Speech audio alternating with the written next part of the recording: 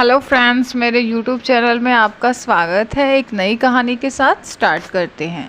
एक बार की बात है, एक राजा तलवारबाजी कर रहा था तो अचानक उससे उसकी उंगली में कट लग गया। तो पास खड़े मंत्री अचानक बोल उठे, राजा साहब चिंता ना करें, जो होता है अच्छे के लिए होता है। यह सुनते ही राजा को गुस्सा आ जाता है। राजा उस मंत्री को कारागृह में बंद करने का आदेश देता है और बोलता है उसको फांसी पर चढ़ा दिया जाए। यह सुनकर मंत्री घबरा गया। उसने राजा से निवेदन किया, महाराज मैंने आपके यहाँ इतने वर्षों तक काम किया है, क्या आप मेरी अंतिम इच्छा पूरी नहीं करेंगे? राजा बोला, ठीक है, बताओ क्या तुम्हारी अंतिम इच्छा है? मंत्री बोला, कृपया मुझे 10 दिन का समय दीजिए, उसके बाद आप मुझे जो चाहे वो सजा दे दीजिए। राजा ने उसकी अंतिम इच्छा मान ली। राजा दूसरे दिन अपने सैनिकों के साथ जंगल में शिकार पर निकला। जंगल के बीच में राजा अपने सैनिकों से बिछड़ गया और रास्ता भटक गया। रास्ता ढूंढते हुए राजा वनवासियों के बीच पहुंच गया, जो बलि देने के लिए किसी को ढूंढ रहे थे। वनवासियों ने राजा को पकड़ लिया और वन की देवी को बलि देने के लिए ले गए।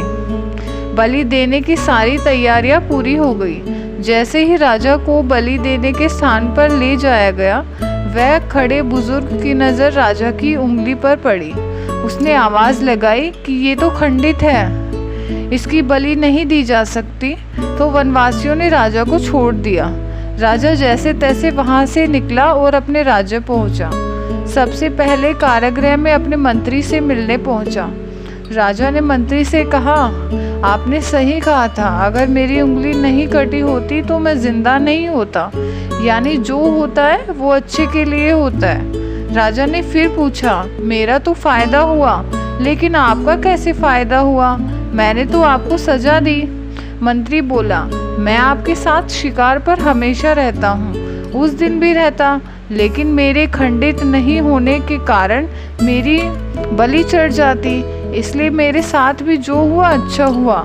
राजा प्रसन्न हुआ, लेकिन छोटी सी बात पर मंत्री को सजा देने का दुख भी हुआ। इसलिए राजा ने मंत्री को कारागृह से निकालकर फिर से अपने स्थान पर रख लिया। तो फ्रेंड्स, आपको ये स्टोरी कैसी लगी कमेंट बॉक्स में ज़रूर बताएं। धन्यवाद।